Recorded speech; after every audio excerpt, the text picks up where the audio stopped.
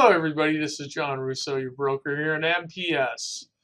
And this week, this is our helpful hint of this week. And today we're going to be learning a little about service, being service oriented. All of us have our own business. It's called real estate, sales, and marketing.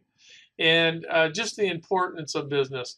Now, I listened to a little clip by Steve Wynn on YouTube, and I thought it vitally important to all of us. And if we can learn just a little bit of what he's been trying to learn over the last 30, 40 years, this is just says it all in this little clip. So I'd like you to enjoy it. Hope all of you do. Then afterwards, I have a little technique that I'd like to show you on the internet, maybe save you a little bit of time. So without further ado, we're going to go ahead and start this clip.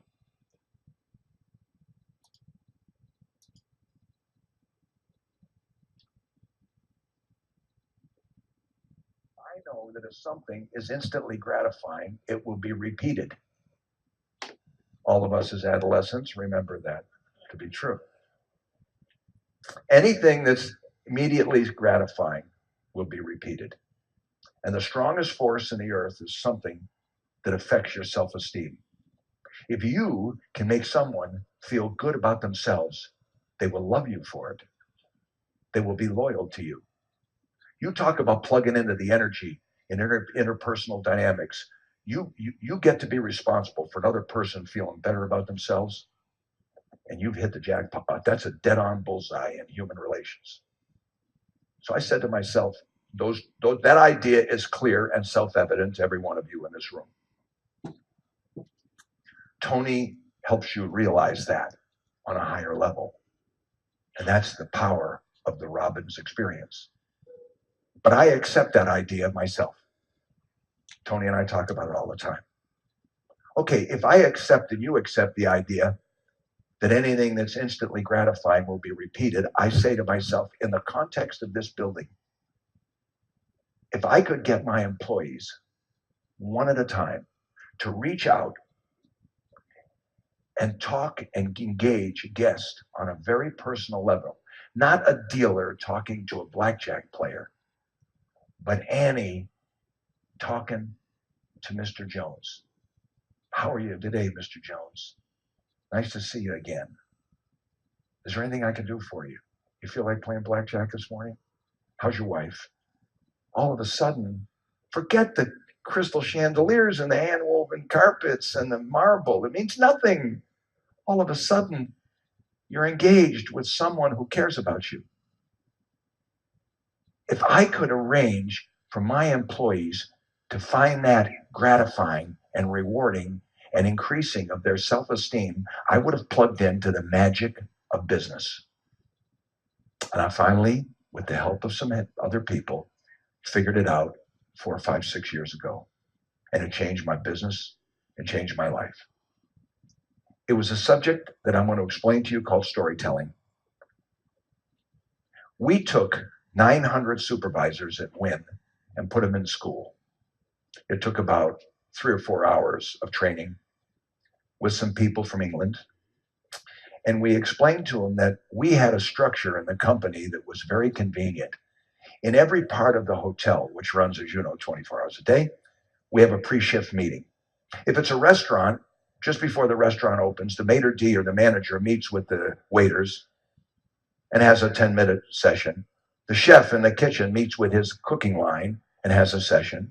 Housekeepers on each floor meet with the inspectresses that are the supervisors on each floor of the hotel.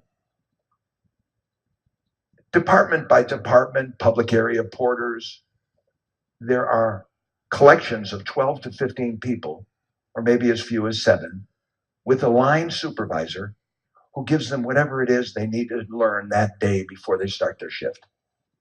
We had a structure in place in the hotel that was very convenient.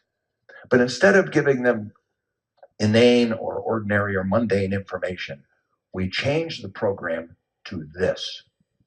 The supervisor said to the group of 8 or 10 or 12 people, has anybody got a story of something that happened yesterday or in the past week, special with a guest?